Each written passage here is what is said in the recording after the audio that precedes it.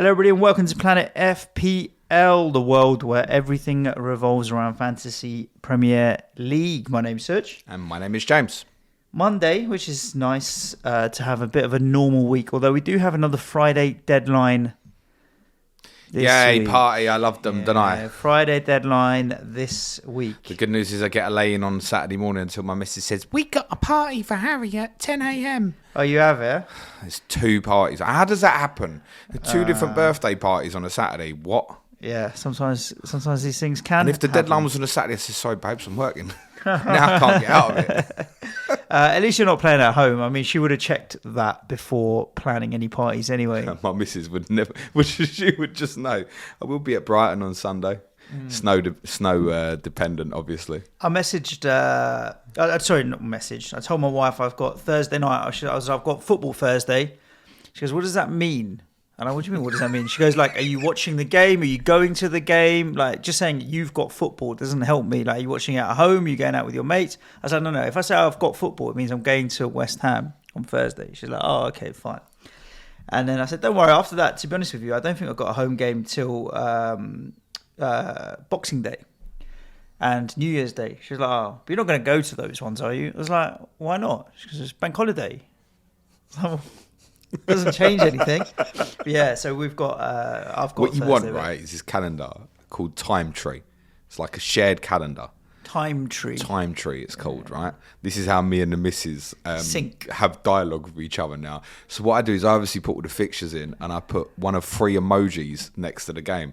So I either put the picture of the stadium, which means I'm fucking going. If it's an away game and it's got the stadium picture, I put a train as well, which means I'm fucked going. off for the day, right? Yeah. I put beers.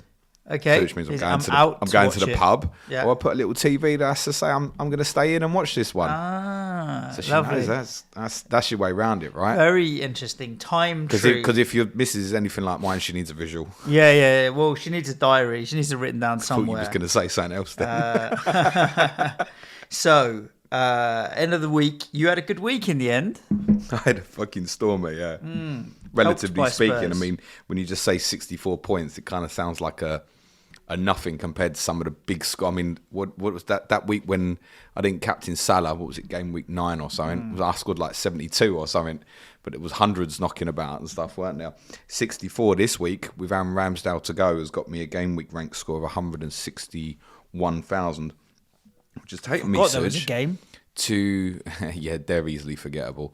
116,000 overall. That's really good. Which- So there's 20 points between us, and that's 100k difference, which is really interesting. Which I'm so chuffed about because obviously after that Salah disaster, I dropped to 714,000. So you say I've jumped 100,000 a week for 6 weeks in a row, and now about to go into Wildcard. So the gamble I took to dead into people like Rafinha, Callum Wilson, the 3 Tottenham players, Jose Sarr of Wolves, who I did sell this week as a 1 free transfer for Ramsdale, it's worked. Yep, It's particularly worked. good. Now it's like, now I've got the luxury of wildcarding, and these players I'm about to sell, are they going to keep doing well? But no, I think they're all still going to go. Fair play. I ended up on 40. Well, I'm on 44 at the moment. Nothing else to go, so it doesn't really particularly help. But it's a grey arrow. I would say I've gone down like 7,000 paces or something like that. Not even worth noting. Was a bit unfortunate in the end. I had my first bit of bad luck. You got anything for left weeks. tonight? No, nothing. My first bit of bad luck in weeks in Region yesterday. Because I woke up with, obviously, on Sunday, my last 2 transfers, sorry, I'll take a step back. My last 2 transfers have been Ben White to Region, who then returned me a 12-pointer. And then I decided to sell Ivan Toney for Manuel Dennis because I wanted to free up the money for this week to make other moves. And on Sunday, when the teams are announced, I'm thinking, all right, James, you were trying to push Emerson Royal on me like a drug dealer about 2 weeks ago. And I decided to go with Region as a more nailed-on option. They both got none this week. Emerson got dropped. And I'm like, well, at least I picked the right player in Region. At least with Emerson, you'd have got a sub. Yeah, and then when I moved Tony to Dennis, I was buying Dennis before he played Man City. So that if Tony had gone off big, that could have backfired in my face a little bit as well. Doesn't play, gets COVID. I'm thinking my last 2 transfers have been blessed here that I've had such good luck with what's happened on the other side. And then 22 minutes in or whatever, Reggie's off, booked and off. And I'm like, oh, there's a problem to solve now. So I had my first bit of bad luck in a while, which was unfortunate. I mean, Salah captain, Antonio's assist for Masraka's won the goal, and a 9-pointer from Sanchez, and then Rafinha's assist. That's all I picked up this week. Staying grey after like climbing a million places in 5 weeks, staying grey for 1 week, I'll take it. It's just treading water, it's fine. But I also, like you, have a wild card up my sleeve. Is it active? Nope. Okay. Nope. Okay. Not doing it. Not doing it. Tell me the plan. Please tell me the plan. Well, so there's no plan. There's either a -4 or not. You got 2 frees. I've got 2 frees now. What transfer did you make? You were Tony. Dennis. I got Ivan Toney to Dennis. Okay, yeah. Which with Tony's COVID's sweet now. So the 2 players on the chopping block are Harry Kane. Yeah. And Rafinha. Yeah. So Harry Kane to Ronaldo or Jamie Vardy. Yep. And Rafinha to Jared Bowen. Yep. If I do those 2 moves, regardless of whether I go to Vardy or Ronaldo, it also leaves me enough money to turn Reguilon into Reece James for a -4. Yep. And if I obviously buy Vardy, I'd still have 1.7 million in the bank. If I buy Ronaldo, I'll have just 1.1, 1.2, something like that. Do you think you're working towards a danger that you're going to wildcard and only make about 3 transfers? Well, this is the thing. I'm like, if I'm going to take 1 hit this week, I may as well chuck in 1 other hit, and then I may as well wildcard anyway. Like, what's the minimum number of transfers that is worth making and using your wildcard? So at the moment, those are the 3 moves that are on the cards. And I think I'm just waiting on finding out if Reguilon's long-term or short-term. I think if you were making 5 kind of top-level transfers, as into your first team, it's fine. And obviously, you probably will do something like move 1 budget defender to another budget defender that maybe you wouldn't have, dependent on the timing and stuff. I'm surprised you've not gone through and done it, though. Why? I think. Because I just think that the fixture turns are big. And you can't get everyone that you want this week. So what do you mean you can't get everyone you want this week? What are you doing with City, for example? Well, the alternative to Rafinha is to get either Gundo or Bernardo Silva, because I have enough money to do that as well. If I ended up going Jamie Vardy instead of Ronaldo, which I think the next 3 fixtures are decent for Leicester, and look, he just had a rest. He got dropped, right? Everyone's like, when's Vardy going to get his rest? Well, I know he's had his rest now. Reece James had a rest in midweek last week. So buying both of those now, I think, feels not too big a deal, especially because Chelsea don't need to win this week, do they, in the Champions League? They do to win the group. To win the group, right. Well, yeah, we'll see what happens with Reece James. No, a draw, I think. Draw. I want to say. Yeah. I just think that, and then when I looked at Vardy, scrap that. When I looked at Vardy's 19 and 20, I didn't like those 2 fixtures. I looked at Dennis. His 19 and 20 aren't particularly great. I looked at a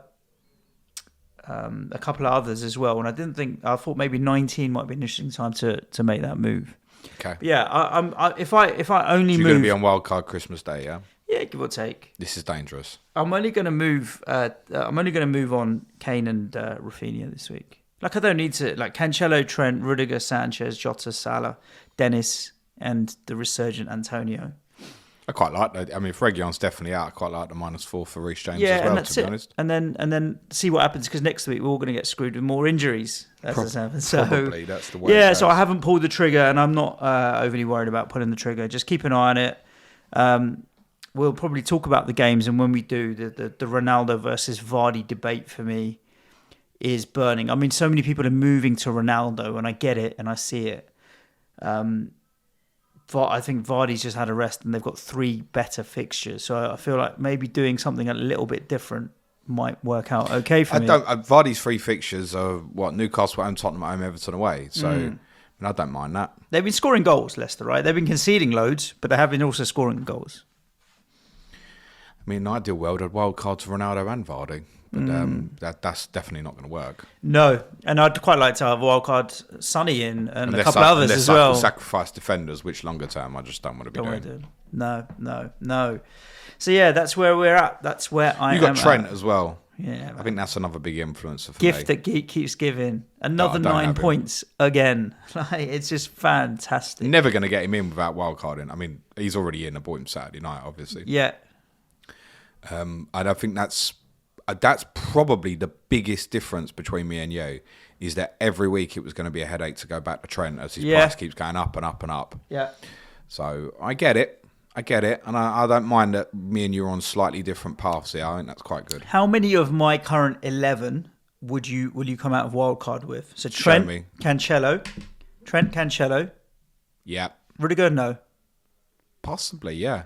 I thought he was one of them more attacking defenders actually against us on the weekend. He's a threat from set pieces. Yeah, his driving runs actually was something that surprised me. I bought him at 5.5. He's 6.1. Yeah. He's so fucking consistent. Okay. Jota. Yeah. Salah. Yeah. None of Dennis. Yep. And your Region? No. Nah. Gallagher. No. Don't think so. There's five or so big hitters there that will still be the same. So yeah, interesting. Ben Davis matched Sergio Reguilon. Over the 2 games? The 3 games, if you go back to Leeds. Yeah. Obviously, over the 2 games this week, Davis has outscored him now. Has beat him. Yeah, I don't know, by the way. Is just bad luck, I don't know. No, this is part of my point, because one of the things, James, your team value must be so shit. Your team value must be so shit.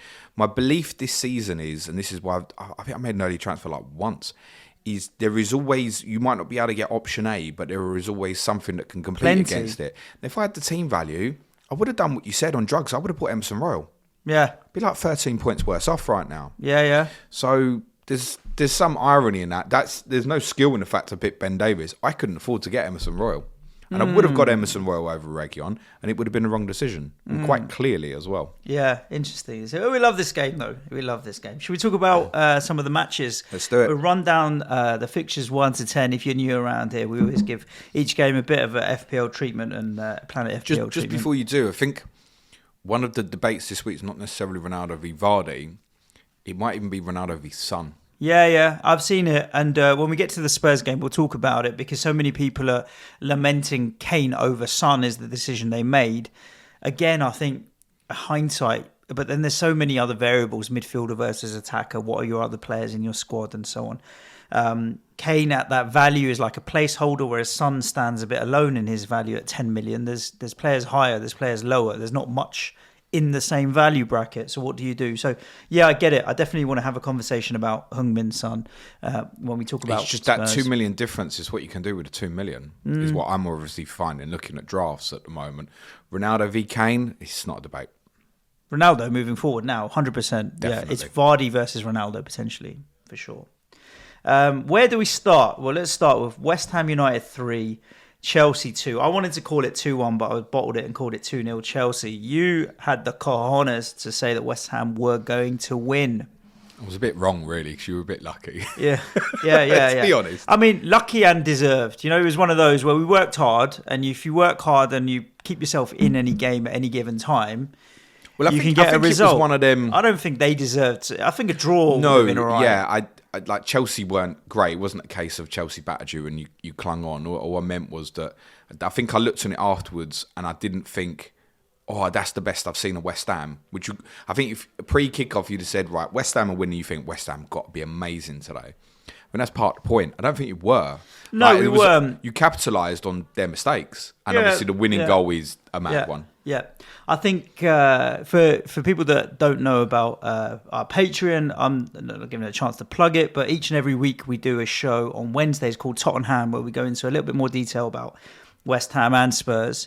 And this week's Tottenham, I've got so I obviously went to the game. I didn't sit in my regular seats. I was given some other seats, and that was right next to the Chelsea fans, which was a crap view because it was on a corner, but it was right next to the Chelsea fans. So if you want a more blow-by-blow account of the madness that was my Saturday, then head over to patreon.com. And while your son now thinks you should probably be in prison. Oh, yeah, he definitely does. I got a few punches. They punch me every time I swear by mistake, so But yeah, so not when I see the video that Suj sent me on Saturday night, I was like, "Oh wow!" And his boys there too. Yeah. But the emotion of it was, I suppose, the one thing for is it says a lot about Chelsea that it's so satisfying to beat them because they are that good. Yeah.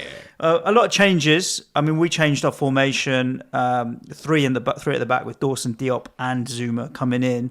And then obviously Chelsea had a weakened midfield, no Kovacic, no Kante. So it was going to be an interesting kind of matchup to see how the game progressed.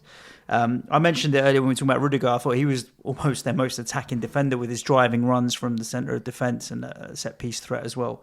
Where even though Thiago picked up the goal, Mason Mount's finish was just wonderful. Dropping ball, side-footed, bottom corner. Shinner. It was beautiful. That was a great goal. And of course Masuaku meant it. Of course he did. But it showed like they were shaky. Jorginho putting Mendy in trouble. Mendy then, after he'd made that mistake and given away the penalty, had a dodgy moment at Watford just as well. Shaky. And West Ham were in and about it. I think that the words on everyone's lips now is about Bowen. I mean, he's still doing bits, and I think he's well worth getting. He is likely to come into my squad. Antonio had a better second half and a better final 15 minutes. It felt like suddenly he was like, oh, woken up now. And assisted the season. Yeah, of course. I reckon we'll see a few... To be honest, Ben Davies yesterday, I still don't know how he gets the first one. I'm not sure why he's been credited that. No, it's mad. But yeah, I think Antonio I'm sticking through now. And Bowen might get added in as well from a West Ham kind of point of view. Not looking at anything defensively. Chelsea, Reece James comes in and stick with Rudiger. And Mason Mount now has got to be a consideration, really. I mean, I watched your deadline stream after the deadline. I watched it yesterday, actually. You bored? I just like to catch up and see what the questions people are asking in the community, what the talking points are. See if I need to sack James on Monday morning. No, it's more like I basically... I put 5p in a jar every time you tell people, look at the benching dilemmas. And then I use that money at the end of the year. It's got about £3 million in there right now. Bought a new car. Yeah. Mount's suddenly getting minutes playing. We know what a threat he is. He's at 7.5 million now. He's had a price rise already. I wouldn't mind a bit of Mason Mount, but that's about it from Chelsea. They'll be super disappointed. To be leading twice... and then to lose at the end of it. And from a West Ham point of view, yeah, we're making the most out of this win, but it's because Chelsea are so good. They haven't conceded more than 2 goals all season. I think what I'll do in summary during these analysis is just tell you players that's possibly in my mind for Wildcard. For Chelsea, Marcus Alonso at the moment is a no, because I'm not going to go treble Chelsea, and I wouldn't move Rudiger to Alonso. I may move Rudiger to Reece James. I may go Rudiger and Reece James. The only attacking player I'd be considering at the moment is Mount, but I also look at it over this period and go Mount, Ziyech, Pulisic, Hudson-Odoi, Havertz.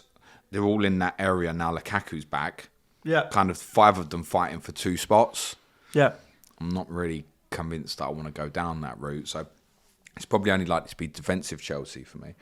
West Ham, Jared Bowen, I think will end up being in. I agree. At 6.4 at the moment. He's one we've had a real eye on for weeks anyway. And I think if you'd have come into the fixture run you're now coming into 4 weeks ago, many of us would have bought in 4 weeks ago, I think. But I think the fixtures for many of us were, Liverpool, Wolves, Chelsea and Brighton was enough to say, okay, look, let's wait and make sure we're making the right decision. Because there's times this year we've gone Bowen, Benrahma, even Fornals possibly. It definitely clearly looks like Bowen, especially if he's going to play higher up like he did in the game for you on Saturday. I don't think it makes a massive amount of difference whether he's coming in off the right or right up top. No, but right up top was a formation for Chelsea, let's be real. I don't know if he'll stay with a back three, and that doesn't influence my decision whether to get Bowen or not. But I actually think if you did stay in a back three... It's more of a threat. Yeah, which you might, because I'm looking at it now. Antonio's still under consideration as well, by the way, but it's probably not going to work for a value. I'd have to ditch Ronaldo, I think, to end up with Antonio. I'm looking at it now again. We've got Zuma injured. This is one thing I was going to suggest. Yeah, if Zuma's out, then what? As a back three, Zuma's out. So Creswell could have made it. I'm looking at it and going, does he want to go Diop and Dawson? plus Cresswell. So Diop's 4.3. If Zuma's out long term, would you consider that as a defensive substitute option? No. Because Ben Johnson would have gone in for me if he'd stayed fit. Yeah, I mean, we don't know how long he's out for, right? Soufal at 4.7, I think, is not going to go in. No, too expensive. But if he's going to play right wing back, I'm interested. So I can see Cresswell fitting into left-sided centre-back to give a little bit of extra with Diop and Dawson.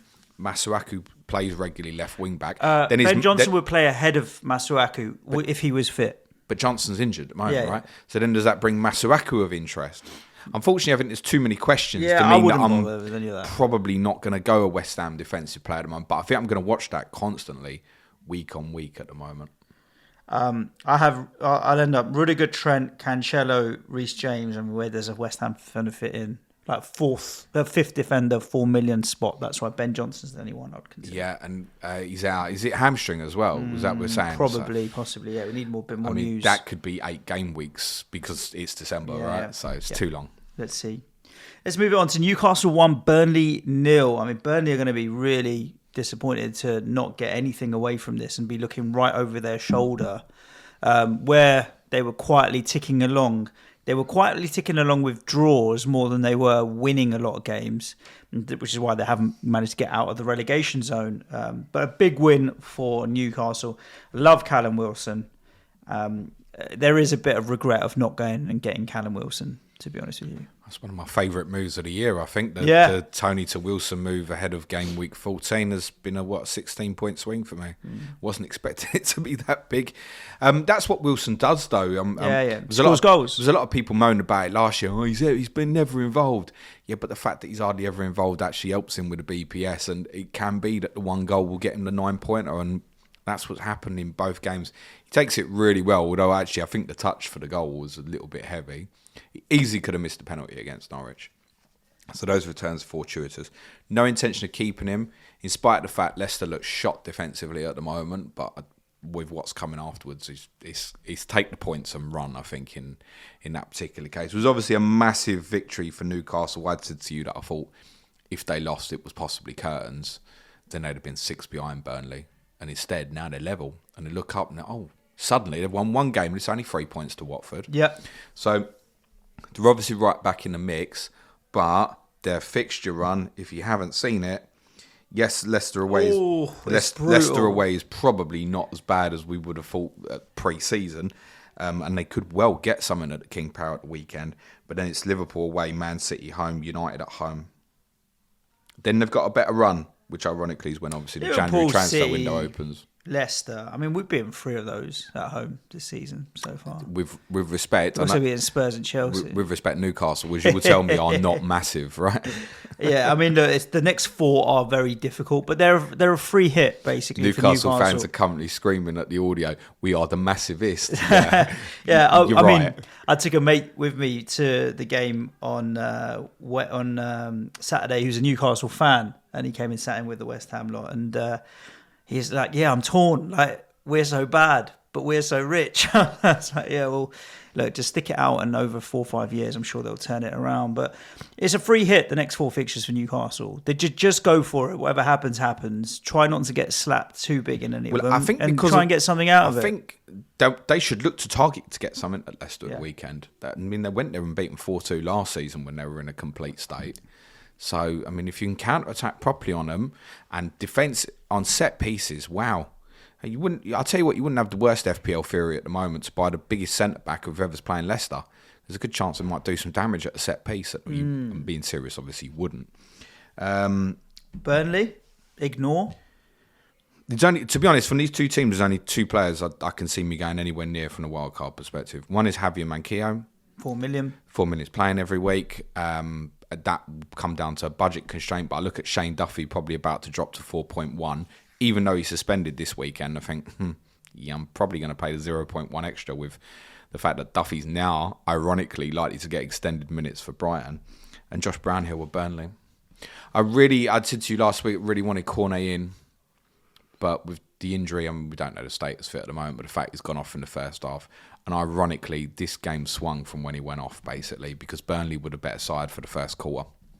but then couldn't build momentum from there. The goal obviously changes the game a little bit because then Newcastle conceding and stuff. But Burnley, bar the disallowed Jay Rodriguez goal, which was correctly disallowed for offside, never really looked like they were going to score. It's kind of you glass half full, glass half empty when you look at Burnley, right? Because I think it's only their second defeat in about 8 game weeks or so, but there's only one win in there. Mm-hmm. And I think it's kind of similar analysis on Brighton at the moment. I think it's eight draws in 10 or something. I'm still convinced Burnley will be right, but Jimmy the Claret, who I met in Manchester last week, messaged me. He said, "This is going to be the year, mate. It's going to be too much." I still think they've got good fixtures over this period. I think them losing is really disappointing because look at some of the games they've drawn away to Chelsea, away to Wolves. These are good draws. These are good results. That's why I think Saturday was really disappointing for Burnley to get beat. I am with Jimmy the Claret for another couple of interesting reasons. Tarkowski's going to get bought in January. They're not going to let him go for free in the summer. I reckon they'll cash in whatever they can get. There's plenty of suitors. Newcastle want him, West Ham. I think they might let him go for free. In the summer? Yeah. Wow, okay. If they do sell him in January, that obviously makes the challenge so much harder for Burnley. Southampton, Brighton, you mentioned Brighton. If Brighton are playing, predict a 1-1. It was a 1-1. And I might not predict a 1-1 this week. And they're playing my team. Leave him on the bench. No, I can't. You do that. Leave him on the bench. Oh yeah, she was digging me out, weren't she? Wife's shouting at me while I'm doing this deadline stream on Saturday. Yeah. What should I do with the Southampton players? And she sent me a screenshot of her saying, I was like, just leave it as it is. Obviously, one of them was Breuer. Yeah. But then the silly woman fucking sent a tweet out, didn't she? With like 5 minutes into added time. Before the end of the game, yeah. Livramento lost his clean sheet. Livramento as well. Livramento was on for an 8, which is for a lot of us. But then Breuer did get the top bonus instead, I think. So Breuer's definitely on radar. So is Harry Lewis, who you may never have heard of, who's third choice goalkeeper. Although the Athletic are reporting that's because Fraser Forster's got an injury. Yeah. Alex McCarthy got injured during the game at the weekend. Apparently didn't tell Ralph Hasenhüttl he was injured, but Liankau was taking goal kicks from like the hour mark would have raised some suspicion anyway. Apparently, the Athletic reporting Willy Caballero is going to sign for them, who's a free agent at the moment, was obviously at Man City and Chelsea, experienced goalkeeper. They've got big problems going into Arsenal this weekend as well, though, because Salisu is suspended and Romeo is suspended as well. 5th yellow cards. So I wouldn't fancy them to get anything at Arsenal with those defensive problems mounting up at the moment. But they deserve to win this game. I think I could have been out of sight in the first half. Breuer's very much on radar, but I think at the moment he would be one that I like the idea, Suj, of putting him in, and then if something happens to Adams or Armstrong and the picture becomes clear, then bang, he plays every week. Yeah. But then he's always one you can drop down to anyway. I'm in a football WhatsApp group with some friends. We don't particularly share a lot of rumours. I wouldn't say it's been breaking news reliable, but there was a message that dropped in yesterday. Southampton will officially terminate the contract of Hasenhüttl tomorrow as the club back growing fan sentiment over unacceptable progress. That rumour dropped last night, but I haven't seen it anywhere particularly brewing. I'd be very surprised if Red Bull Leipzig just sacked Merch because they're about mid-table, and there is speculation he might go back there. Oh, wow, I've heard okay. as well. So, watch this space, I guess, with Southampton. I think, truthfully, if they sack him, that would be a massive mistake. I agree. Because I think that period's been and gone. And I never look at them and think the players ain't working for him. I do think his interview at the weekend was bizarre. I don't think that's on, actually. But I do think it would be a mistake for them to... They could get someone in... And I tell you what, you overhaul the playing style and suddenly become like a big counter-attacking side that's not going to press and stuff. I tell you, it might not work. They'll get battered, yeah, potentially. So I'm not convinced that's the right thing to do. It obviously depends who they would appoint. I guess all managers kind of live out their period now. You can keep a manager too long, but I would also look at them at the moment and go, I know they're like 16th or something at the moment. I don't look at them for a moment and think they're going to go down. No. And that might change if they change the manager, ironically, I think. Yeah. Brighton, any thoughts around picking up any of their assets? I've got loads of thoughts on Brighton. Shane Duffy's the only one under consideration. I can hear people shouting Tariq Lamptey. I'm not going to pay 4.5 for that at the moment. I explained on Friday's podcast concerns about him missing some of the good fixtures like Brentford at home, for example, to playing more difficult fixtures like Chelsea away. And I think Shane Duffy's about to kind of evolve again as a really strong FPL option. So he's 4.2. According to FPL statistics, he's very close to a price drop to 4.1. Even at 4.2, I'd be very, very interested. Now, there's pluses and negatives to this. The plus is he's going to play every week. The plus is he can sit on my bench every week. I'm not going to be so tempted to play him with the issues that they've got. And he can score in any game because he's such a beast from set pieces, right? They've got Webster out injured. No confirmation yet on a muscle injury. Joel Veltman picked up a facial injury at the weekend. I suspect will probably be okay for the game against Tottenham at the weekend. Lewis Dunk. There was a rumour that went round, a few people picked up on it on our Patreon Slack channel in the morning, that Dunk was potentially going to miss out. There was some rumour going around. We don't know the extent of that yet. Knee injury, there are rumours potential ACL injury that potentially could put him out for months and possibly the season. If Brighton and Hove Albion have lost Lewis Dunk for the season, let me tell you, that is monumentally massive. Mm-hmm. Massive. Honestly, they will nosedive down the league if they're without Lewis Dunk for a long period. Which is so bizarre because they're so good. He is so influential for them defensively, though, mate.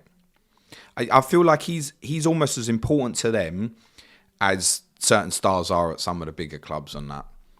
The whole way they work and function is so important on his leadership at the back and the way he plays and distributes the ball. I think he would be such a massive loss. That's not going to put me off putting Shane Duffy on my FPL bench at 4.1. Duffy, of course, is suspended this weekend as well. So you've got no Duffy, presumably no Dunk, no Webster, Veltman a little bit of a doubt. What do they do at centre-back? Dan Burn. Well, it leaves them. Dan Burn is available. Hayden Roberts, I checked with FPL Seagulls, Sam Murray. He's left-footed centre-back. He's priced in FPL at the moment as 4 million defender. He may get a chance. The fact that he's left-footed is possibly not going to help because Dan Burn as left-sided centre-back. Dan Burn as a central of a back three would give me kittens if I was a Brighton fan. So I see the way they're going to go is either Duffy and Burn, obviously not Duffy this weekend, or I think more likely you're looking at a back three of Veltman, Duffy and Burn with Cucurella and Lamptey ideally as the wing backs with Solly March as a bit of cover in those areas. They've also got problems further up the pitch. Leandro Trossard went off and he was in a lot of pain with an arm injury. Adam Lallana picked up an injury at your place, mate. So did the young boy Sarmiento, who started on the right-hand side against you. Jeremy. Stephen Alzati's out for a while. Danny Welbeck still not back as well. They have had a few returning players, like Aaron Connolly come off the bench at the weekend. Mwepu is back fit again. But I'm concerned for them now. But mainly more than anything because of if Dunk's out for the season, they have to go and buy in January. That back three is going to concede too many goals. And then you think about that and you say out loud, yeah, but so James, do you even want Shane Duffy at 4.1? Yeah. Well, no, there's no guarantee that I actually will. And this is where it comes back in about Son to kind of link the conversation. Because I've seen nothing in the last few weeks to make me think, oh my God, I need to keep Heung-min Son. Tottenham have won 3 home league games in a row. Tottenham have done what I expect them to do in these 3 home games.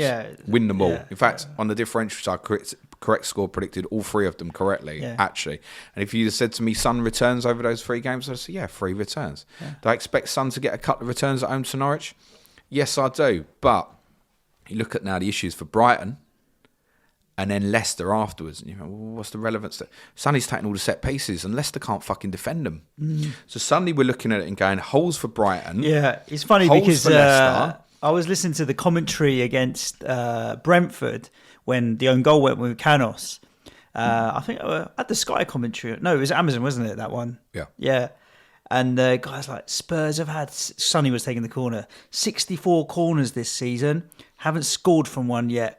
And obviously he went in from that, ironically. But that was the scored stat. from one yesterday. And Sonny's taking the corners. So it's highly relevant now. Well, exactly that. I mean, particularly If for the he's on Leicester set game. pieces, yeah, I think Son is probably up there as in the top 2 or 3 players. I can't get Sonny, and I'm gutted I can't get to Sonny. After Leicester's Liverpool, okay, obviously, tough game. But imagine if Tottenham did have a good day on the counter-attack that day. Who's the man in? It's Sonny. Yeah. And then after that, it's Palace at home, Southampton away, Watford away. Is not to put the fear of God into you. So ironically, although suddenly it looks a lot more difficult for Tottenham on paper over the next few, and it does, there are certain things that adds up to the idea of keeping Heung-min Son, and I understand that. Now, I'm probably not going to keep him. But it's worth a second thought. If you have and you were selling, it's worth a second thought. Let's do the next 2 games as quick as we can, just because of time. And Liverpool and City get talked about so much. But Liverpool 1, Wolves 0. I know it's a late goal from Divock Origi that's got them over the line, but they did, and they are what they are. Jota's miss. I don't mind. He's been a gift that's given so much. He's yeah, but the people who've just bought him do mind. No, that's true. And on the flip side, you look at it, and Wolves, who've just kept 3 clean sheets in a row, nearly kept another one. Yeah, I know. Lasted out for another 5 minutes. So, I mean, yeah, maybe selling Jose Sarr was a little bit of a mistake. How many points did he get at the weekend? I have no idea. I'll put it up and have a cheeky look for you. I bet he must have got a 4-pointer or so, I reckon. Go and have a look for us. Anyway, in any case, on Wolves, rough fixtures coming. 3, James. 3. Oh, I feel a little bit better now. I don't know if Everton will have enough shots for Ramsdale to match that tonight if they score. Although I'd quite gladly take a -2 for Ramsdale now. Thank you very much. Man City away next for Wolves. Then it's a trip to Brighton for themselves. Chelsea at home. Then it's Watford at home. Then trips to the Emirates and Old Trafford. Rough run. Yeah. Certainly, if you've still got Wolves, it's moved. We spoke on Friday about if you've got Hwang. I think that move to Dennis is even more obvious this week, or Armando Broja as an alternative. Jimenez, I think you move it on. Don't overcomplicate it now. Ironically, you may look to go back to Antonio if you've got a little bit of spare cash. Yep. I don't mind that. Or again, you come down, move the money. Perhaps that's something like Jimenez to Dennis, and then Gallagher up to one of the City players, or Mason Mount, for example, or Diogo Jota, or something similar. Yeah, anything you've got there, I'd move. Rayan Ait-Nouri, the Wolves people wanted me to really point out to you, Suj, was exceptional at the weekend. And that's why PSG are buying him for 30 million. 30 million? I think that's what the bid they put in, isn't it, PSG? I'll tell you what, he smoked some stuff down in Paris. Don't worry, that's all going to come out in the washing of people's poll one day in about 12 months, I think. But obviously he went off and Hover let Salah in over the top, right? Which can happen. PSG could launch 30 million bid for Rayan Ait-Nouri. Well, Wolves will take that money, I should imagine. I wouldn't be looking at anything Wolves at all on Wildcard. I think if you've got Sarr, I get it. It's not a priority move, but sideways moves to De Gea or Ramsdale with the fixture swings. If you've got the luxury, I'd consider doing it. Mm. Liverpool, straightforward. Trent, Jota, Mo Salah. Let's move on. Yeah, I mean, I'm on them, and they've been on them since day one. So the only case against is, and this is just one really interesting point, is I've obviously been without Trent for this whole period, and it's not hurt me. I know you can look at it and go, his points returns are wicked. You'd be top 10k if you had Trent. But maybe I wouldn't be, because there's 2 million I've got to sacrifice from somewhere else. No. Now, obviously, if I'd have had Trent and obviously never went for Harry Kane, then yes, you are correct. But maybe I wouldn't have had Sonny. Maybe there's something else I wouldn't have had. Maybe I would have got rid of João Cancelo ages ago, which would have been a mistake.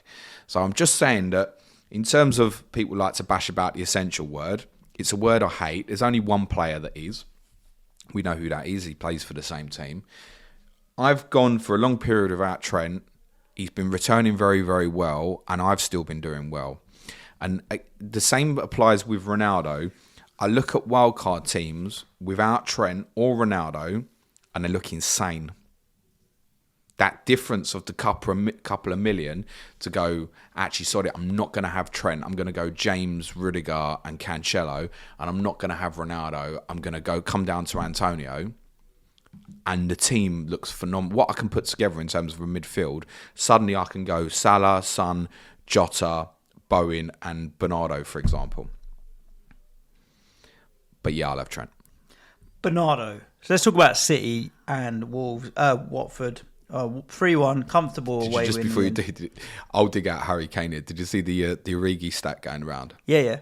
About I think I retweeted it. 38 minutes for Origi all season, 2 goals. Since Kane scored against Newcastle, Origi's got more FPL points than Kane. Wow. Origi's only played 13 minutes. It's mental. City here. Okay, Watford, they scored. And credit to them for doing so. Exactly. Cucho played best 1-2 of the weekend off the post. Yeah, I think... whatever. City, you can go and get slapped, and they kind of sort of did, didn't they? We spoke 5 big chances. We spoke on Friday missed, about 26 shots, 77% possession. We spoke on Friday about the concern with the bench, like them being a lot of kids on the bench and stuff. And then you look at what they've done at the weekend, and just like with Grealish and Foden back in there and stuff, just instantly the whole kind of vibe of it looks so much stronger. Bernardo, I'm going to put my hands up. And the reason I'm going to put my hands up, is quite simply based on my experience last year. Because I went through exactly the same thing with Gundogan game. No, he's not. He's a central midfield player. He's not an FPL asset. No. And eventually, I got him in, and I got him in basically just in time, in the position to, captain him in a double game week when he went off against Tottenham and stuff. Have we missed the boat with Bernardo, though? We might have. And I'm going to, for the talking tactics for the Patreon I'm going to do this week, I'm going to have a closer look at Bernardo and some numbers with I want one of them. Comparable players. I can only really afford Gundo or Bernardo if I was going to go down that road. The reality is, at the moment, it's going to be Bernardo, and it's just simply on form and returns. And to know that if that is completely wrong, it can change. The one that I really, really want in my heart is Phil Foden. Everyone wants Foden in their hearts. I see it so often. But he's not worth it. I disagree with that. But is he worth buying over Bernardo at the moment? I think this is one where I'm a fixture head person. They've got brilliant fixtures, and your man is in incredible form, almost irrespective of where he's playing. And he tends to play different positions almost every game for City. He can play as the false 9. I've seen him at Villa, it was kind of more like as a 2 up front. I've seen him play at Chelsea as basically a sitting midfielder with Rodri, and that's the sort of thing I can't get out of my head. If he plays in a deeper position with Rodri, he's not getting returns. But at the moment, he's playing too far forward, and I think the clincher is what Guardiola said about him being basically the most informed player in the Premier League at the moment. He's not, because there's a certain Egyptian at Liverpool, but he's very, very close. And as you correctly highlighted on Friday's pod, Suj, I think he started every game since game week 2. Yep. Hasn't missed a fixture. My instinct is, and I'm going to research it properly, my instinct is if I don't buy him, I'm overthinking it. Okay. He's flying. Look at the difference in points between him and his teammates. Yeah. He's got about 30 or 40 points more, hasn't he? It's huge. So just by that alone, he's going to increase in some value and stuff. I want to say he's maybe the second highest scoring midfielder now in FPL. Okay. He's 7.3 or 4. I bought him on Saturday night before his price rise. Yeah, it's 3 points more than Son. That's obviously to hold the value before I make a final decision. But I'll put my hands up and say, look, looks like I've got it wrong. Same as it looks like I got it wrong with Gundogan last year. And I can rectify it now because of the wild card on it. I'm pretty sure he's going to go in. It's not impossible that I might have a second with him, which would be a Foden or a Gundogan. But to do that... Jota's probably got to go, hasn't he? No chance that happening. Okay. They got Villa at home and Newcastle at home. No chance. I maybe think of moving that on afterwards. But then I'm going to want Jota if the African Nations goes ahead. Yeah. I mean, Jota, arguably, with Palace away, Brentford at home, might be my captain those 2 weeks while Salah goes away. So I don't want to be moving Jota on. I think that's just to leave it and accept there'll be some rotation. I would like to add Foden or Gundogan to Bernardo Silva. I don't think it's going to work. I don't think I'm going to get there. I have to sacrifice Ronaldo. It's what I'm talking about. The team would look so much better if I take the big boy out. I'm not going to put the armband on Ronaldo anytime soon. So there's no point. That's my consideration. But there is a point. And the point is that Ronaldo, the fixture swing is now. We know, we highlight it. I urge people to go back to Mark Southern's brilliant research on Black Box when United bought Ronaldo, and he showed it, and it's proven so far to be absolutely correct. He's a flat track bully, and coming up next is Norwich away, Brentford away, who are defensively they're not great at the moment either. Then it's Brighton at home with all the issues they've got, and then there's more good fixtures. And people are going to go and buy Ronaldo, Suj. He's going to be a player, if I don't have, can really hurt my rank in the next few weeks. And having progressed this far, I'm not sure I want to put myself in that position, because the sacrifice to then make sure I can get, say, Gundogan as well, for example. Is it Gundogan does well? Great, Gundogan does well. It ain't hurting me. And at the moment, I think I want to be in a position where I'm kind of trying to... I've got a little bit of advantage where I can kind of form the new template, if you want, with people like Bowen, Bernardo Silva, etc. I can get them all in now, and Ronaldo. And that's the way I think I'm going to end up going. Let's move to Sunday, shall we? Another striker, Bamford's back, who's at 7.7 million. Is an interesting one because we talked about if you're coming off Antonio, and a lot of people want to ditch Callum Wilson. And I've been waiting for a while for Patrick Bamford, but... You can wait a bit longer. There's just a but. He's about to walk into Chelsea, City, Arsenal, Liverpool, but then he's got a fair run after that. Correct. So kind of if people are planning ahead in terms of transfers, Bamford being back for Leeds changes a lot in terms of Leeds for me. And come game week 20 it would be, wouldn't it, that their fixtures turn. He might be an interesting consideration for me. Yeah, it's not on the agenda at the moment. I think the Leeds conversation from an FPL perspective would be, does Rafinha stay or not? And I know that there's plenty making the case that you can keep him. Of course you can keep him. I think for me, sitting on Wildcard, I don't. As far as I'm concerned, I've taken a little bit of value out of him. Yes, there's every chance I'll go straight back to him in game week 20. They're 3 home fixtures out of 4. Villa at home, Burnley at home, Newcastle at home. Yes, please, I would like some of that. And what I'm conscious about, Suj, to kind of flip it on its head about Ronaldo and starting with someone like Antonio, is I'm very conscious of 2 other players at Antonio's value. One is Bamford, because of that little fixture run we're saying. And one that will be in almost nobody's faults at the moment is Dominic Calvert-Lewin. Correct. What's the latest prognosis on that? Well, I think he's getting closer. He's not going to be available tonight, but he's getting closer. They've got an amazing run, actually, Everton, from game week 18 up to game week 26. And I'd be very interested in a completely non-owned Dominic Calvert-Lewin. Now, if I go down the Ronaldo route, I'm never getting there. Unless, for example, Bernardo completely falls on its face and I sell him down to a 4.4 and then shove the money up front. I can't see me being in a position where I'm going to have a front line of Ronaldo, Antonio and Dennis, for example. I just can't justify putting that money there at the moment. But I'm very conscious of, to be honest, it's more Calvert-Lewin than Bamford, actually. Yep. Big for him, obviously, that he got the goal. Well, goal that Antonio would have been proud of off his fire and stuff. Leeds had a completely chaotic disarray period between Brentford's equaliser and the second goal yesterday, where they fell apart. There was injuries yesterday for them with Cooper. So no sooner... Oh, is that us recording the podcast and that's just Suj's phone going off? What a surprise. Should we answer it? That's another copyright strike on YouTube. Who is it?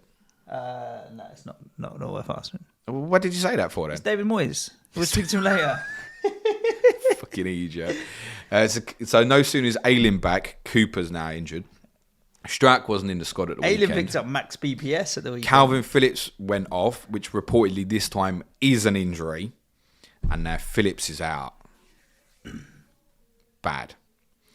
Leeds will not get anything out of them games if Calvin Phillips is missing them, those upcoming games. And that includes playing Arsenal at home. I don't think they get anything out of them if Phillips misses them games. He is so crucial and pivotal to them. Ayling back is a blessing. As I said, they've lost Cooper. Perhaps Strack's out as well. Bamford back is obviously a huge plus. Of course it is. It's a big plus for Rafinha as well, because Bamford might be on the end of some of them crosses that he loves to deliver as well. Although Roberts, who I thought was quite lively against Palace, did well to get on the end of Rafinha's cross for the first goal yesterday. Brentford, I keep meaning to say this on every podcast and I keep forgetting, the goalkeeper is so fucking ropey. Fernandes. He's really ropey. Fernandes. Well, Raya's not back for the season, isn't he? It could be I think we're probably talking at least March time or so. He's really ropey, and that's going to be a big... if you're sitting there with Henry or Janssen or Pinnock or so, I wouldn't feel comfortable starting them in any game now that they've had a couple of nicer ones been and gone. Charlie Good's obviously playing at centre-back. He is getting a run. I think he's still 3.9. Don't go there. He's playing because of injury issues. I thought they coped quite well with the absence of Tony, actually. Sergi Canos went and played up front with Mbumo, which I was really surprised about because we were debating pre-game if Visser might actually come in for Mbumo. And it does mean that with Tony, presumably, I guess he's going to miss Watford Friday night with COVID. Yeah, it must be. With the way Watford are defensively, you ain't selling Mbumo this week. No. I don't think. He's one more week, kids. Then it's Man United next week. And you remember they're still pretty fragile defensively as well, and you might want to keep him longer. I get it. If you still got and you want to move him on, I get it. But actually, Watford at home Friday night, I think I'd be keeping for one more, to tell you the truth, because defensively they're shite as well. Got good attacking players. Like, we didn't talk about Dennis or King, Suj. And we should do, really, because it's a close debate. King was killing it on the statistics, but same thing. I think Dennis is going to form the template, and that's the way I probably want to go with it.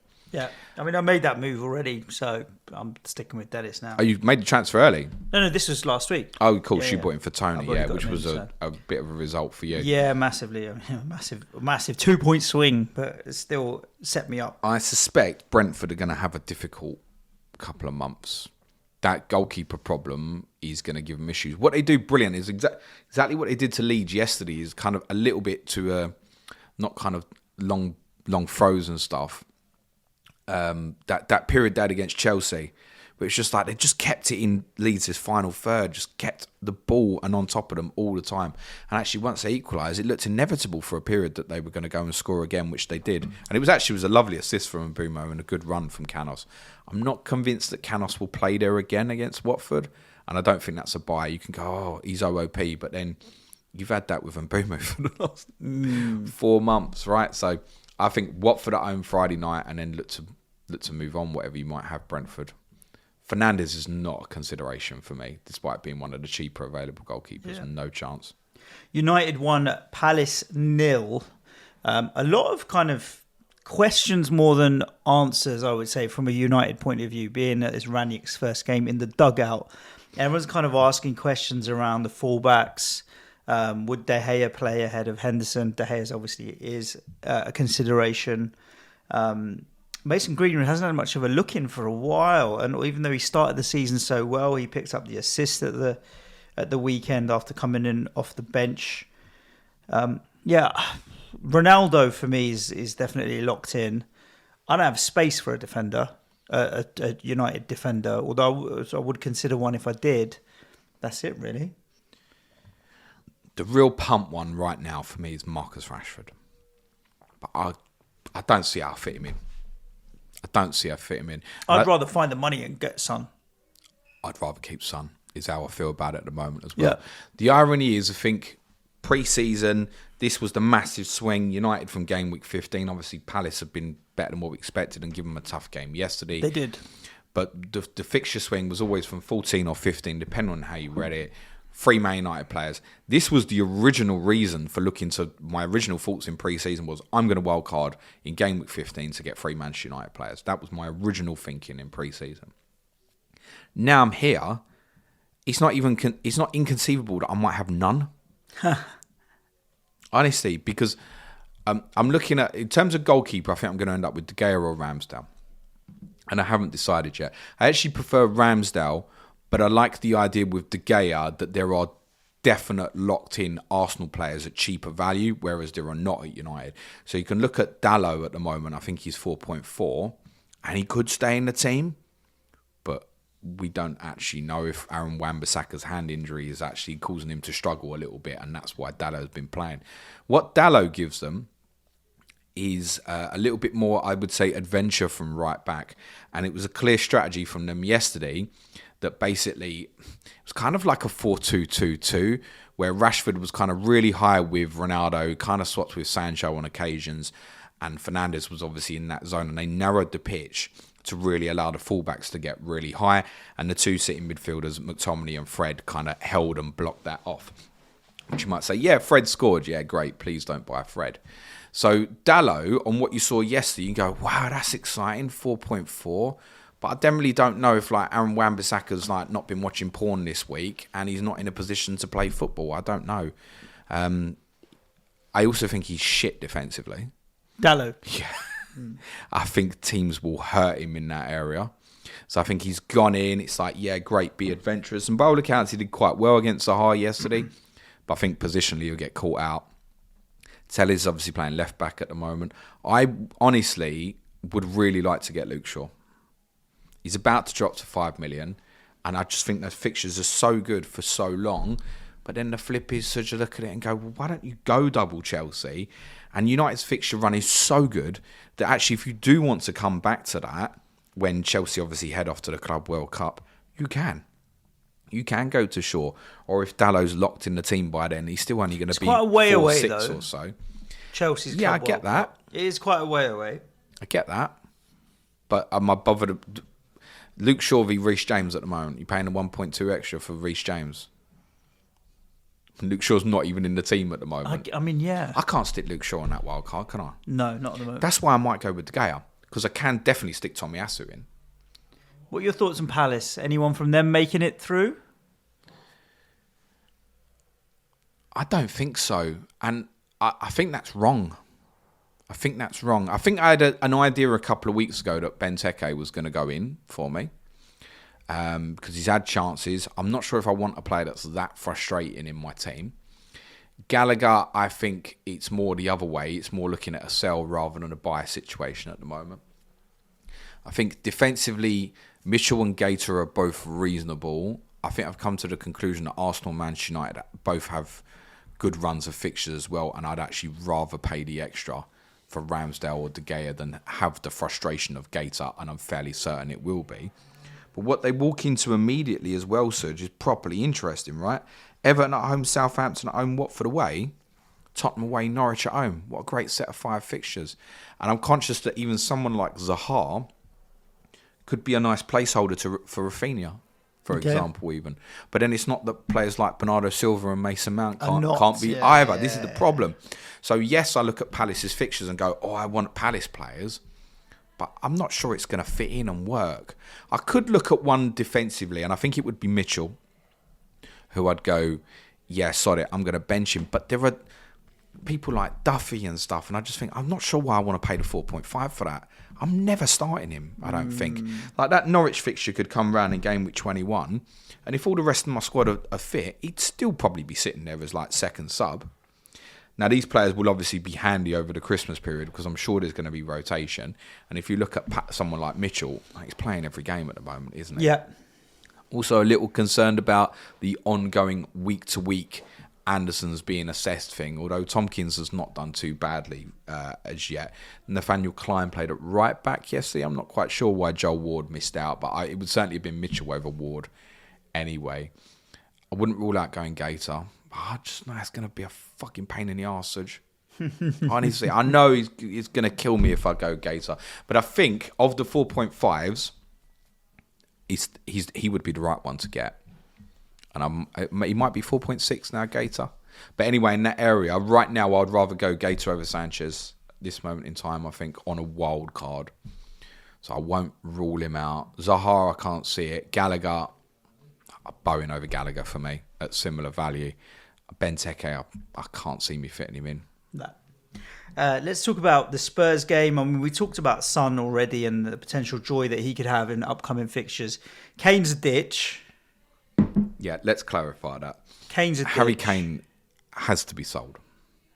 Harry Kane was really unlucky yesterday. He played fine. He had a couple of good efforts, 2 really good efforts on target. One with his right, one with his left. The left one, he hit it blistering, but it was straight at Krul, who made a good save from a right-footed shot. But exactly what you said right at the top in terms of Ronaldo, Vardy, there are 2 obvious escapes there. And there are further obvious escapes in terms of coming back down to Antonio's swing or coming back down further for Dennis or Josh King and shoving the money into midfield or defence. There is no justification, even with what I said about Brighton or Leicester, there is no justification to keep Harry Kane at his value. He's arguably the worst asset in FPL at the moment, and even I can put my hands up and say that. Sonny's a bit different because Sonny is still ticking over. I don't know how Tottenham are 5th in the league and Harry Kane's got 1 attacking return all season. It's mad. I genuinely can't believe. Listen, I don't know. I can't believe that he hasn't returned in these games, mate. Are you now still negative goal difference? Was that changed because of yesterday's game? Maybe -1 or 0. Yeah. How if Tottenham 5th in the league with a negative goal difference, mate? Imagine that. 15 shit teams in the league. It's mad, isn't it? It's worth saying Arsenal will go above us if they win tonight, and I suspect they will. What's the verdict on Reguilon? We don't know at the moment for No, owners. so I didn't know in the ground. I know obviously he was opposite side of the pitch to me in the first half. Just suddenly he's sitting on the floor. I didn't know what happened, but he looked like he was doing an old stretch you used to do when you were a kid. Maybe people still do it, but I obviously don't stretch anymore. Where you sit on your bum, obviously, and you tuck your heels into you pull your legs, your nuts, and you push your knees down. Yeah. And he was doing that, and that made kind me of like a yoga pose, a meditation pose. That made me think it was probably a groin injury. But what I didn't know was apparently he was getting assessed in the warm up. So the issue happened pre-game, and they decided to give it a go. He's obviously turned around 20 minutes in and gone, probably on a booking as well, was probably a good decision, actually. Unlike being like what Sessegnon did in Slovenia and make the second silly challenge. Yeah, come off the pitch. He tweeted after the game as well and said, I'll be back in a few days. So should be all right. So he mightn't be back for Brighton at the weekend. More importantly would be if he can play against Rennes on Thursday, it'd be handy as Sessegnon's injured. And a shout out for Sessegnon because he did well. I mean, it was really good yesterday, actually. He gives ironically, I felt better offensively with Sessegnon on the pitch than Reguilon. I know Reguilon's had returns recently, but Sessegnon actually strikes me as a player who might get some goals in that position. Now, Reguilon's obviously first choice, and if Reguilon's fit, you don't need to stress about it. I would not be investing in Tottenham defensively now. Wouldn't be really looking at Tottenham other than Sonny. I mean, the fixture's tough now. You've got 3 difficult games, then come back to Spurs when you play Palace, I think maybe. We can look at those 3 games, Brighton away, Leicester away, Liverpool at home, and we can certainly still say they're very tough games for defensive outfits. Now, we looked, I think, on Tottenham, we said that the XG from the game so far for Conte, XG conceded, was 0.79. It was under that number again yesterday. So it's really positive signs, although you would expect it against Norwich. And I'm not quite sure how it was that low because Pukki should have scored at 0-0. And Adam Idar, who I thought was quite lively up front for Norwich, took Josh Sargent's had place. a brilliant chance in the second half. Josh Sargent was sitting with, shout out to Dan FPL Chancellor, was sitting with me during the second half of the game. And Ida went off, and I said, you know what, I'm quite pleased about it. Because he kept making really good runs in behind the centre-backs, and Norwich were just whipping the ball over the wing-backs and trying to pull Tottenham centre-backs out. And they had a little bit of success with it. In fact, Tony was obviously trying to do very similar for Brentford on Thursday night as well. But he was a little bit of a nuisance. I didn't particularly think he was going to score, but he was a nuisance. I thought, you know what, he's making good runs. And Dan, as he was going off, I said that to Dan, and Dan said, this fella Sargent who's coming on. I said, don't say it, Dan. We're both thinking the same thing, but please don't say it. We both knew what we was both thinking. This guy's fucking useless. But don't say it, because if we do, we're going to jinx it. He's going to score. Sure enough, 5 minutes in, ball gets pulled out, back to him, 6 yards out, and he air kicks the thing. Problem. Awful. Actually, Norwich played right yesterday. Yeah. Did 60% of the ball. Billy Gilmore is the one that's kind of an interesting FPL idea. Set pieces and all that. Well, there is that, but he played a deep lying role yesterday. He did not play as kind of an offensive 8 or 10. He played as the deep lying role, and he's a gorgeous player to watch in terms of the way he passes the ball and distributes the thing. Absolutely brilliant. And he may yet be the 4.4 I go to, basically because of what you're saying there, Suj, in terms of set pieces and stuff like that. And I definitely know I'm not ending up with treble Norwich. And Brandon Williams, I think, still 3.9, isn't he? I want to say. And he actually ended up getting Tanganga substituted in the game. Tanganga played right wing back, and people know what I think of Matt Doherty. I put in our Slack channel before the game, I tell you what, this fixture, I'd have played Doherty. And Tottenham were better when Doherty came on yesterday. Yeah, purely because it's just better balance. It also really helps that he came on the pitch and he had Antonio Conte within 10 yards of him all the time, screaming at him. Yeah, mate, I think Conte coached him through the last half hour of the game. Tanganga is no wing back. I've spoke to you a lot about playing in games where you're expected to have more of the ball and the pressure's on you to provide the right pass. I don't even like him at fullback personally. And yes, genuinely, and we think Emerson is just illness, honestly, if it was a choice between Doherty and Tanganga at wing-back at Brighton, I would play Doherty. I really would. I just do not like Tanganga as a wing-back. Full-back is okay. Wing-back, not at all. Whether Conte would trust him to do it against, say, Cucurella, I'm not convinced. And when I think about it in my mind, I go, no, you know what, James, just play Tanganga. But actually, Doherty was right when he came on yesterday. Maybe he can pass the ball 10 yards. I saw it a number of times yesterday. Villa beat Leicester. Hold on. Lucas Moura's goal, mate. Yeah, you tweeted about it. Mate, do you know, when do I ever tweet during a game? Yeah, but... I was like, I need to tell everyone about this. He took a shot from outside the box and it went in. What about the little 1-2s around the corner beforehand? Don't get me wrong, but he just as easily was off balance and could have fallen over. Shut your mother. You'd be telling me Masuaku meant it next. It was a good goal, a very good goal, great goal, one of the best. But it was a pretty standard outside the box shot into the top corner, which I get. You don't get often, but no, you don't get that build up in beforehand and then that. Yeah, he dribbled it through, but he could have just as easily lost it. He lost balance. He didn't. When the ball came back to him, it was a bit away from him. Can I have some joy in my life, please? Yeah, you can. Don't get me wrong. It was just when you tweeted it, I was thinking, well, it isn't done a sunny against Burnley. Do you know what I mean? But yeah, he did hit it, and I'll give you credit for I fucking hate you sometimes. For bigging him up on COTC with Ricky Saunders as a 1 week punt. Yes, and I was thank happy you. for you that you bigged him up as a 1 week punt, and he did return there. If you did take your 1 week punt, sell him. He's done now. Definitely, that's his one goal for the season done. What a goal it was. Also, it's non-FPL related, but I want to give a massive shout out to Tottenham's man of the match comfortably in both of the last 2 games, Oliver Skip. Yeah, I've heard good things about him. What's that thing that the kids do? They do skip and then they do the arrow and then they do Højbjerg. Like skip greater than Højbjerg. Yeah. Villa 2, Leicester 1. Villa top 10 now. 3 wins under Steven Gerrard. Are you buying Ezri Concert in your Wildcard team, James? God, that's the 1 week punt I was going to take, Suj, weren't you? Of course, yeah. 17-pointer. I had it all mapped out and I've missed the deadline or something. Concert and Mings are always going to be threats from set pieces. I really liked the way Villa played in the second half, and you could feel the atmosphere coming out of Villa Park. It was actually a really enjoyable watch. I was quite disappointed. I got home and I turned it on. It was 15 minutes gone. It was 1-1. I was a little bit surprised. Missed all the goals, the start. But I think Villa just about deserved it. I think Watkins is worth looking at. There's no way I'm sticking in on Wildcard when he's about to walk into Liverpool away, personally. I think afterwards he's a player I want to keep in mind at the moment.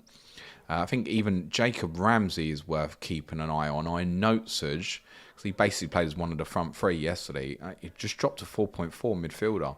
Okay. And he might be the one, but he's not as assured. You've got Bissouma, Gilmore, there's a few. He's not as assured on starts as the other 2. And let's be honest, none of these players are ever going to be regular starters for you. But suddenly he's one might be worth considering. Otherwise, personally, at the moment, I've got no real interest in Villa. I think they've had 3 very good results under Steven Gerrard and made a good start. They just feel like he's gone in there, and I don't think this should surprise us. It seems a lot more intensity in everything that they're doing. Matty Cash got in some seriously high positions yesterday as well, but I just think it's too expensive. What was he, 5, Matty Cash? Both the fullbacks targeting Matt Cash started the season at 5 million. Yeah, it's too expensive, unfortunately. Although I think he's one to keep an eye on. He'll be one when a blank comes round or a double will become let's get Matty Cash in. It'll be all the rage in the Twitter community. Well, look, they got Liverpool, but then they got Norwich, Burnley. Yeah, and then it's Chelsea, then Leeds, and then it's tougher again. Leeds, Brentford, then United, then Everton. It's up and down, isn't it? Yeah. Let's be honest. It's one of those where if you had a player that you needed to rotate with somebody else and it works nicely, perhaps you could find it. But I don't really see who. You're not rotating Matty Cash at 5 million. No, that's the thing. That's the point. If Matty Cash is there at 4.4, yeah, fine, he's going in. I'd be interested. I'm not paying 5 million for it personally. Leicester. I spoke to you about Harvey Barnes over Maddison on Friday, didn't I? I feel right about it as well. But he ain't in my team, is he? No. And he's not going to be. Leicester 11th now. It's not right. It's not right. That defensive record, they've basically been averaging conceding 2 goals. And we spoke about this in pre-season. Last 8 games of last season, averaging 2 goals a game conceded. And it's carrying on. You can't live your life like that in this league and know that basically you need to score 3 goals to win a game of football. Yeah, they beat mad. Watford, Mad. 4-2. They beat Man United 4-2. There's only so many times you can get away with this. And I thought Johnny Evans coming back would solve the problem, but it's really not. And a lot of it's coming down to something on set pieces is absolutely disastrous. And now everybody knows it. So you get the 2 things. One, everyone wants to target it. You know, little things like, can you force corners against them and things like that. And also, you get the nervousness in the ground. So when Newcastle have corners at the weekend, Leicester fans are in the ground shitting themselves, thinking their team's going to concede. That leads into indecision, and it leads to problems, and it leads to mistakes in other areas. So, I mean, they're just about the last team in the league you would look at the moment for a defensive prospect, I think. Yeah. Barnes would be the one for me, if I was to look. Jamie Vardy. Just by Bowen. It's exactly that, right? Yeah. But I do wonder, no, seriously, I have considered, if the money worked, cheeky, Barnes for Newcastle and Tottenham, miss Bowen away to Burnley and Arsenal and then go. Yeah. Consideration. But I think I'm better off just going to Bowen, and I think Barnes is really a player to keep an eye on. I think he's getting back to his best form.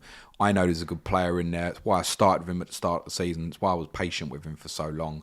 But he's not going to be in the wild card. They've also got rough fixtures themselves coming up. What follows Newcastle, Suj?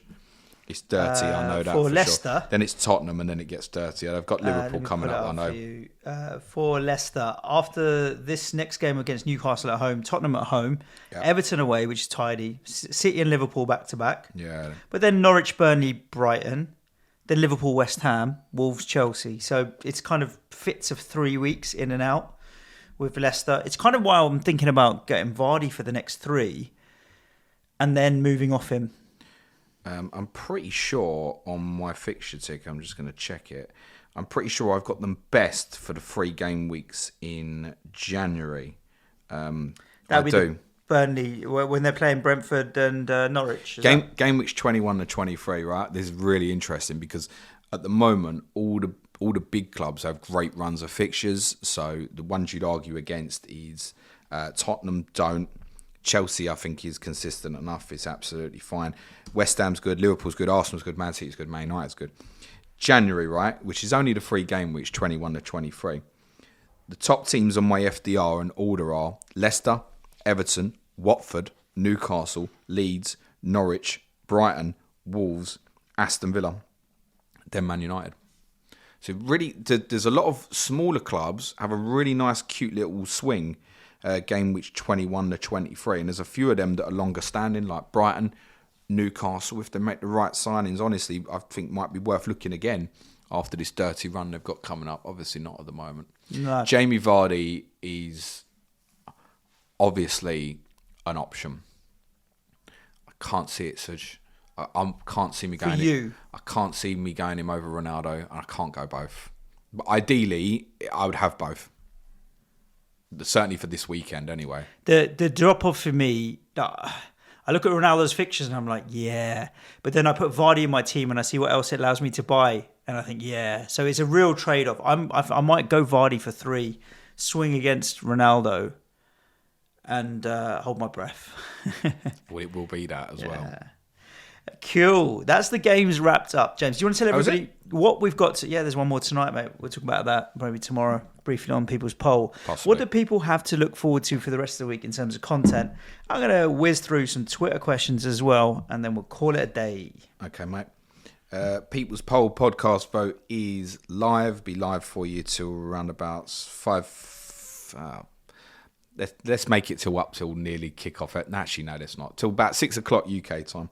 3 options for you. We're going to get the magnifying glass out for this one. We are either going to look at the fan-led report into football governance, the recommendation. The Premier League had a big meeting in their clubs on Friday to look at these recommendations. We're going to have a look at some of them, as that's one option for you. Another one is an investigation into the ongoing transfer dealings at Juventus.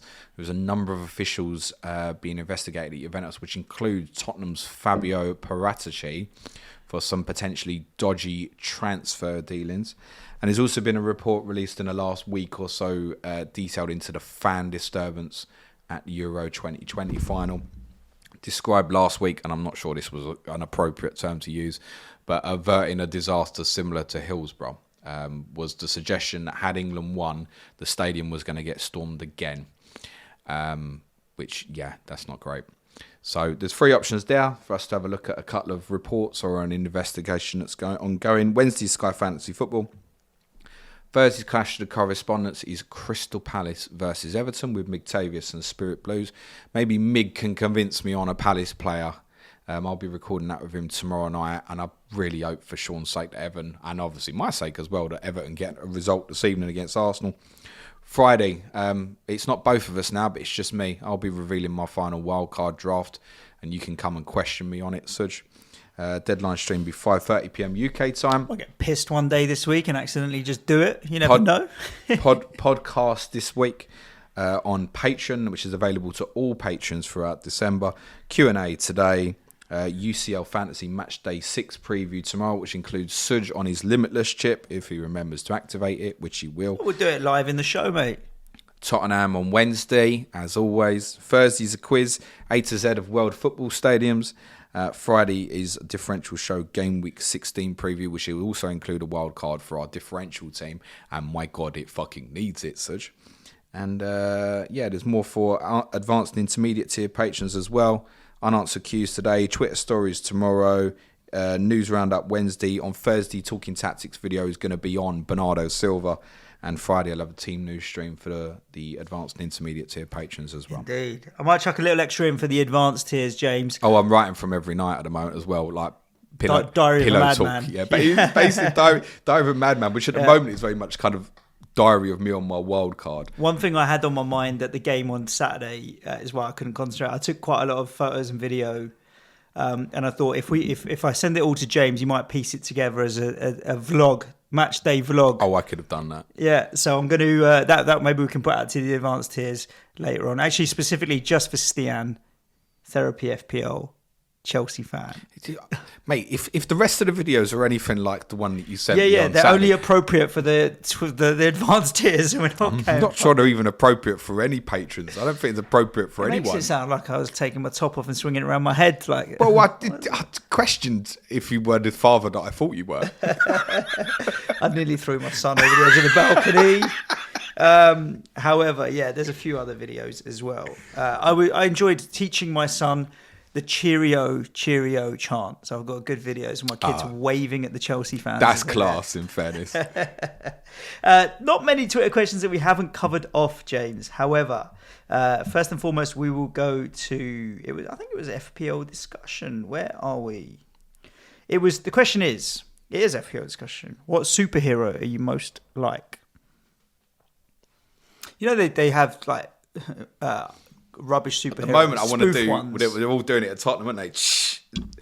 They're doing it after every goal, flicking the old spider webs, aren't they? Oh, okay. Son and Lucas, they're a pair of clowns, aren't they? Oh, okay. What superhero am I most like? Inspector Gadget. Banana Man. Why? I like bananas. They're tasty. I like bananas. So I've gone Banana Man. All right, brilliant. I think I'm going to go with Banana Man. Okay. That will do. A question in from FPL Josh, which Sorry is for we the didn't shit talk about it. on that. We didn't answer this, or maybe we didn't go into the detail on it. Should we be selling Alonso? He's been subbed regularly, a yellow flag, and rusty performances so far. Sell him or keep him? Keep for now. Leeds at home, Everton at home next two. Definite keep. Unless obviously he's injured. He was holding his back towards the end of the game. I didn't take that as a major concern. He probably won't play in the Champions League game. I think Tuchel said, like, look, we're going to rest him when we can. The game in Zenit seems like an obvious chance to do that. As long as he's past fit for the weekend, Leeds and Everton at home, I'd be keeping for at least that. Indeed. And last but not least, James, brief discussion around defenders, because it feels like there's only 2 or 3 weeks ago that we were talking about 5 at the back and piling into that. And now I've got questions coming in like, should we now just be looking at 3 defenders because of the lack of clean sheets? Chris Hermitage saying Chelsea have only kept 1 clean sheet in their last 5 Premier League games. And yeah, where everyone was piling into this wing-back strategy and maybe having 5 at the back big hitters, less so now. Yeah, I love this. Thoughts around defence or not? It's amazing how quickly it changes, isn't it? Man, this is what we say. And it's good. Now everyone's double change again. Attack. It will change again. It will go back. Listen, when I get a question like that, I'm going to respond to you with fixtures. Chelsea have Leeds at home and Everton at home. City have Wolves at home and Leeds at home. Liverpool have Villa at home and Newcastle at home. You're not selling any premium defenders now. I'm looking at it and going, if Jota wasn't such a brilliant asset right now, I'd try and be forcing Andy Robertson in. Honestly, I can't justify that. And I can't justify going Robertson at Trent over Trent when Robbo's got like half his points at the moment. I just cannot. But yeah, if it came out in midweek, Salah got injured, I'm right looking at Robertson and Trent, and I'd power it. I'd honestly power it for such a short period and look at that mad one. Alexander-Arnold, Robertson, James, Alonso, Cancelo. I bet they'll have a brilliant period over the next couple of weeks. Do not be selling them players unless they're injured, honestly. The next 2 weeks, they're both at home. They've both got back-to-back home games against debatable bottom half sides. You might debate about Wolves. The rest of them are going to finish bottom half. Villa fans might argue that as well. But you know what I'm saying. 6 home fixtures against non-top teams. Yeah. I wouldn't be selling them players at the moment. Absolutely no way. It will swing back the other way, where people will sell because they have to follow the form trends, and there'll be people coming back at you, screaming their heads off in 2 weeks when there's been like 5 clean sheets out of the possible 6 fixtures. Told you to hold your premium assets. That won't be me, but I'm saying I would not be selling them players. Indeed. No way.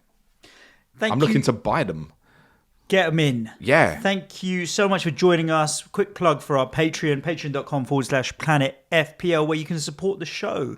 We have basic tier, intermediate tier, advanced tier, but for the month of December, everyone is bumped up 1 level. So if you join at the basic tier for £3 for the whole of December, you get to listen to all of the intermediate tier podcast that we'd normally be putting out. As James mentioned, there's a bunch of other stuff for intermediates and advanced tier as well.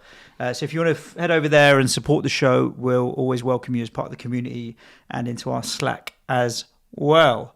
Other than that, onwards and upwards, off we go. James will keep tinkering and I might keep drinking, and then you never know, I might actually activate that wildcard.